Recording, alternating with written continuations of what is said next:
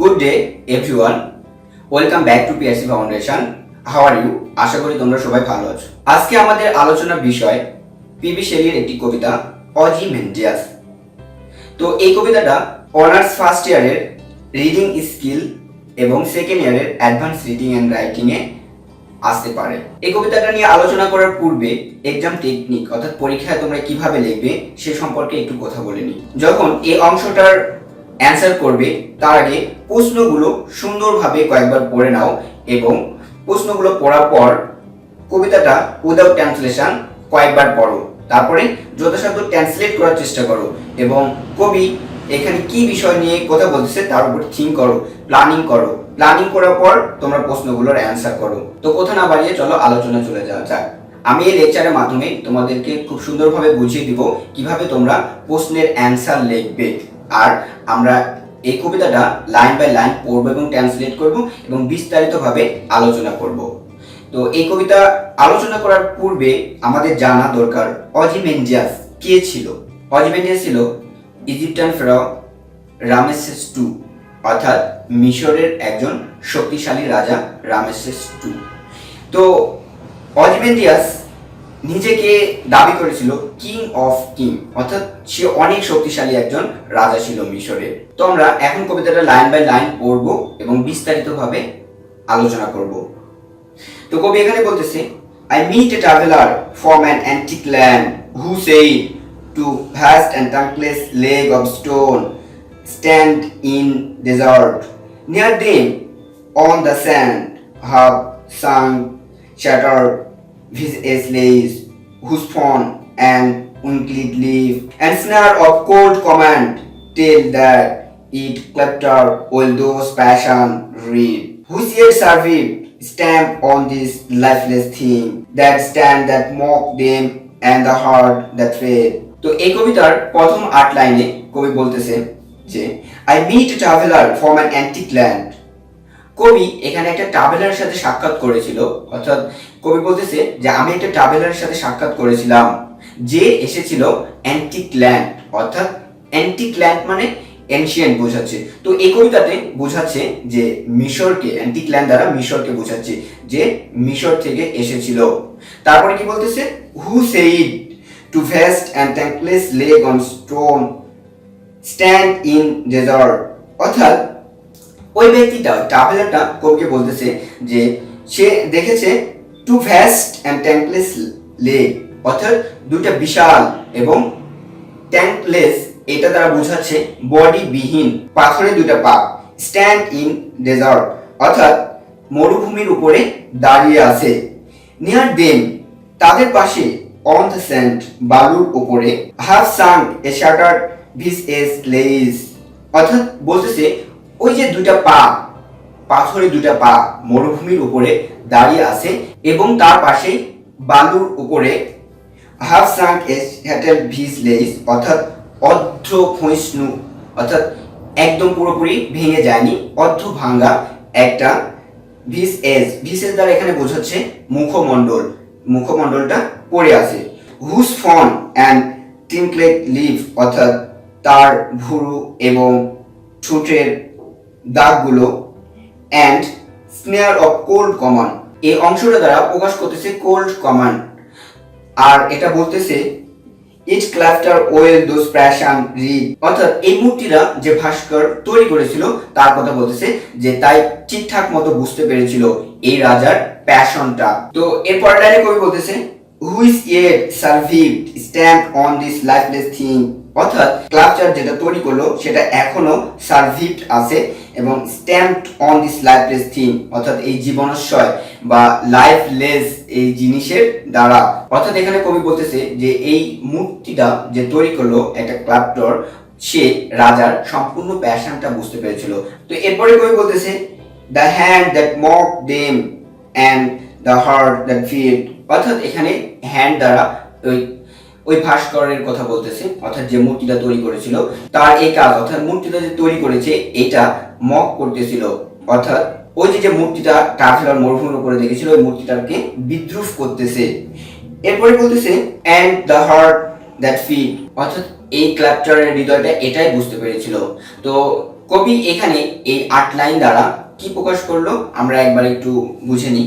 যে কবি একটা ট্রাভেলারের সাথে সাক্ষাৎ করেছিল যে মিশর থেকে ভ্রমণ করে এসেছিল, এবং এই ট্রাভেলার কবিকে বলতেছে সে একটা বিশাল পাথরের ট্রাঙ্কলেস লেগ অর্থাৎ বডিবিহীন একটা পা দেখে এসেছে, এবং এর পাশে পড়ে আছে অর্ধক্ষষ্ণু মানে সম্পূর্ণ এখনো ভেঙে যায়নি এমন একটা ফ্রেজ। অর্থাৎ এই মূর্তিটার ভ্রু ঠোঁটের রেখা প্রকাশ করতেছে একটা কোল্ড কমান্ড, অর্থাৎ রাজা কেমন ছিল এটা বোঝা যাচ্ছে অর্থাৎ মূর্তি দ্বারা। এবং এই মূর্তিটা দেখে এটা বোঝা যাচ্ছে যে এটার যে স্কাল্পটর অর্থাৎ ভাস্কর এটা যে তৈরি করেছিল সে সম্পূর্ণরূপে রাজার প্যাশনটা বুঝতে পেরেছিল, যার কারণে এই মূর্তির মাধ্যমে এই ভাস্করটা রাজার এক্সপ্রেশনটা সম্পূর্ণভাবে প্রকাশ করতে পেরেছিল। অর্থাৎ এই ফার্স্ট 8 লাইন দ্বারা একটা ইন্ট্রোডাকশন দিচ্ছে, অর্থাৎ একটা পরিচয় দিচ্ছে যে অজিমেন্ডিয়াস এই রাজার পরিচয় এখানে কবি এই প্রথম 8 লাইন দ্বারা প্রকাশ করতেছে। তো পরের 6 লাইনে আমরা দেখি কবি কি বলতেছে। And on the pedestal this word appear, my name is Ozymandias, king of kings. Look on my work, yet mighty and despair. Nothing beside remained round the decay of that colossal rig, boundless and bare. The lone and level sent stitches far away. অর্থাৎ এখানে কবি বলতেছে and on this প্লেস্টাল মানে কি?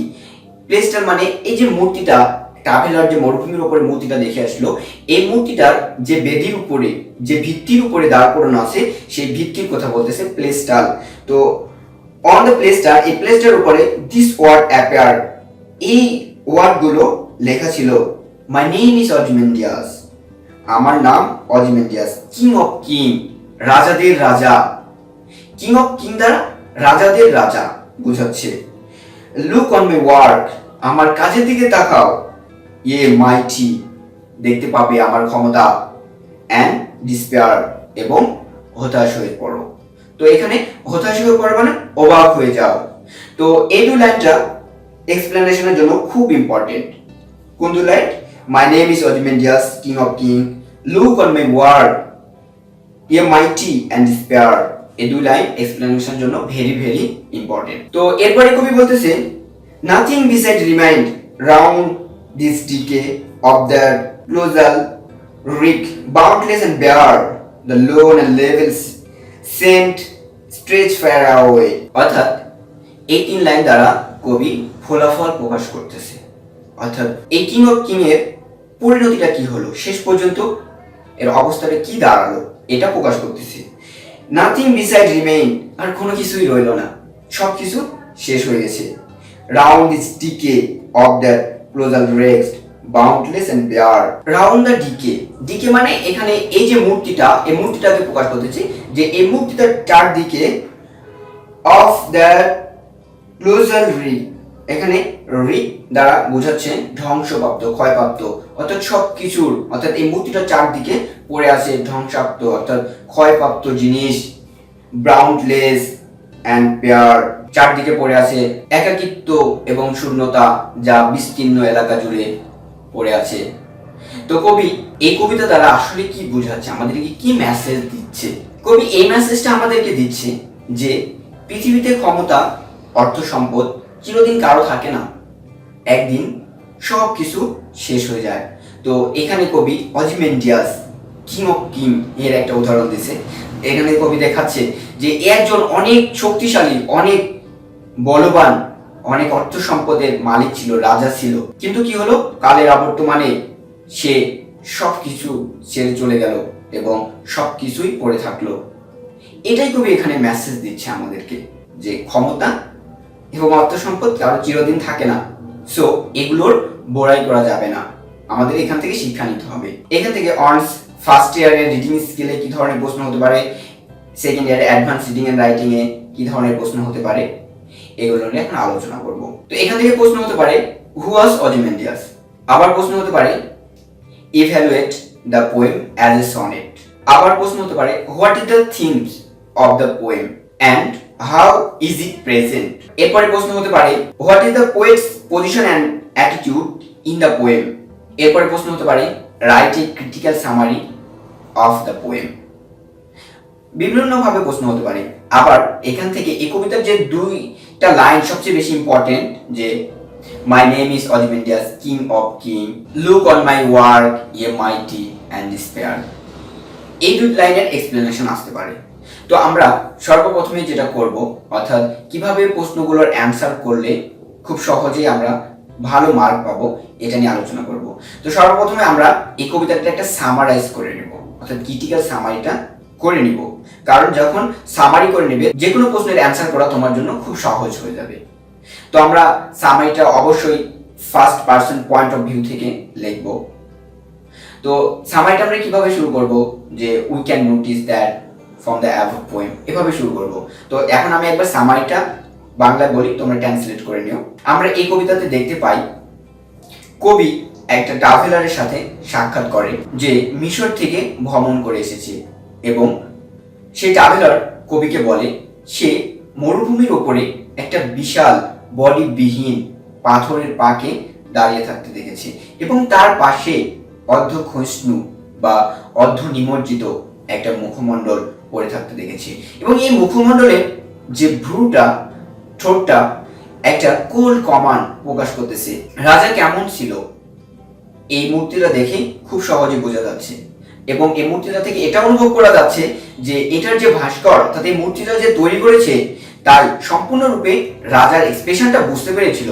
তো এরপরে ওই ট্রাভেলারটা বলতেছে যে এই মূর্তিটা যে বেদির উপরে, যে বেসমেন্টের উপরে দাঁড়িয়ে ছিল, সেখানে খোদাই করে পাথরের উপরে কিছু ওয়ার্ড লেখা ছিল, যে my name is Ozymandias king of king, look on my work ye mighty and despair.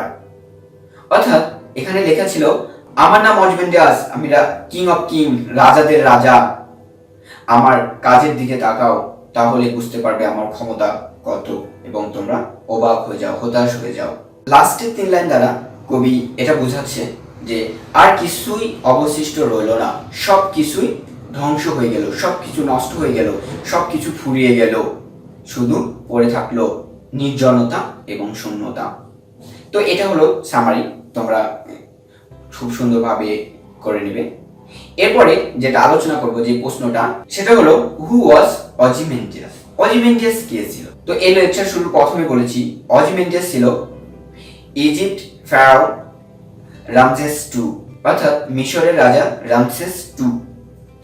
Ramses II নিজেকে অজিমেন্ডিয়াস হিসেবে দাবি করেছিল। অজিমেন্ডিয়াস দ্বারা এই রামসেস II তার ক্ষমতাটাকে প্রকাশ করেছিল। অজিমেন্ডিয়াস এই শব্দটাকে যদি আমরা ভাঙি, তাহলে যেটা দাঁড়ায় ruler of year or ruler of nothing. এরপরে আমরা যে প্রশ্নটা ডিসকাস করব, যে evaluate the poem as a sonnet. তো এখন আমরা এই প্রশ্নটা নিয়ে আলোচনা করব। আসলে সনেট কি? Sonnet is a lyrical poem of 14 iambic pentameter lines which divided into 2 parts, octave and system। অর্থাৎ সনেট হলো 14 লাইনের একটা ছোট লিরিক্যাল পোয়েম। অর্থাৎ লিরিক্যাল মানে কি, যে কবিতাটা, যে পোয়েমটা গান আকারে গাওয়া যায়, সেটাই হলো লিরিক্যাল, সুরেলা একটা পোয়েম। আর যেটাকে 2টা ভাগে ভাগ করা হয়েছে, অক্টেভ এবং সিস্টেম।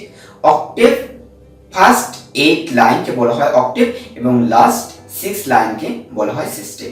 তো ফার্স্ট 8 লাইন দ্বারা কারো পরিচিতি, অর্থাৎ কবি এখানে কাউকে পরিচয় করে দিবেন, এবং লাস্ট 6 লাইন দ্বারা এটার ফলাফল প্রকাশ করবেন। তো কোনো কবিতার লিরিক হওয়ার জন্য এটা রাইম স্কিমের প্রয়োজন।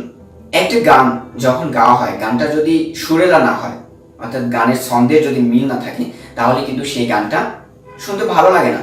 সেম এই লিরিক্যাল পোয়েমগুলো যদি ছন্দের মিল না থাকে, তাহলে সেটা কিন্তু শুনতে ভালো লাগবে না, বা সেটা কিন্তু সনেট বা লিরিক পোয়েম হবে না। তো এই কবিতাটা শুরু হয়েছে আই দ্বারা। তো আই দ্বারা স্পিকারকে বোঝাচ্ছে, অ্যাজ এ স্পিকার। তো কবি এখানে তার নিজস্ব রাইম স্কিম ব্যবহার করছে। তো এই কবিতাটার রাইম স্কিম ছিল A B A B, A C D C, E D E F E F. তো আমরা কিভাবে রাইম স্কিম আইডেন্টিফাই করব, এটা একটা কিন্তু বড় চ্যালেঞ্জ। তো আমরা দেখব যে যে লাইনটা আছে, অর্থাৎ কবিতার লাইনের শেষের অক্ষর অর্থাৎ প্রত্যেক লাইনের শেষের অক্ষরগুলোর যেগুলোর মিল পাবো সেটা একটা ধরবো। সো আমরা যদি এখানে দেখি যে এই কবিতার রাইম স্কিমটা, তাহলে আমরা এটা দেখতে পাবো। তো গাইস, নেক্সট প্রশ্ন যেটা হলো সেটা এক্সপ্লেনেশন। তো আমরা এক্সপ্লেনেশনে কিভাবে অ্যান্সার করব? তো এটা খুব একটা সহজ টেকনিক আছে। এক্সপ্লেনেশন ব্যাখ্যা করার পূর্বে এটা আমাদেরকে ভাবতে হবে, বা এটা আমরা এভাবে লিখবো যে এই এক্সপ্লেনেশনটা আসলে কোথা থেকে আসলো। তো এখানে কবিতা উপরে দেওয়া আছে, সো আমরা উপরে লিখবো যে উপরের এই কবিতা থেকে এক্সপ্লেনেশনটা নেওয়া হচ্ছে। তারপরে এক্সপ্লেনেশনের ব্যাখ্যাটা সুন্দর করে করে দেবো এই কয়েক লাইনের মাধ্যমে। তো তারপরে এই কবিতার যে সামারিটা, ক্রিটিক্যাল সামারি, এটা যদি সুন্দরভাবে নিচে লিখে দাও তাহলে এই প্রশ্নে আশা করা যায় ফুল মার্ক তোমরা পাবে। তো আশা করি তোমাদের কনসেপশনটা পুরোপুরি ক্লিয়ার হয়ে গেছে এই অজিমেন্টিয়াস এই কবিতাটা নিয়ে, আর কারো কোনো সমস্যা নেই। তো আমাদের সাথে থাকার জন্য ধন্যবাদ। আর আমাদের চ্যানেলটাকে যদি এখনো সাবস্ক্রাইব না করো, অবশ্যই সাবস্ক্রাইব করবে, লাইক শেয়ার কমেন্ট করবে। আবারও অন্য কোনো টপিক নিয়ে তোমাদের সামনে হাজির হব। টিল দেন, আল্লাহ হাফেজ।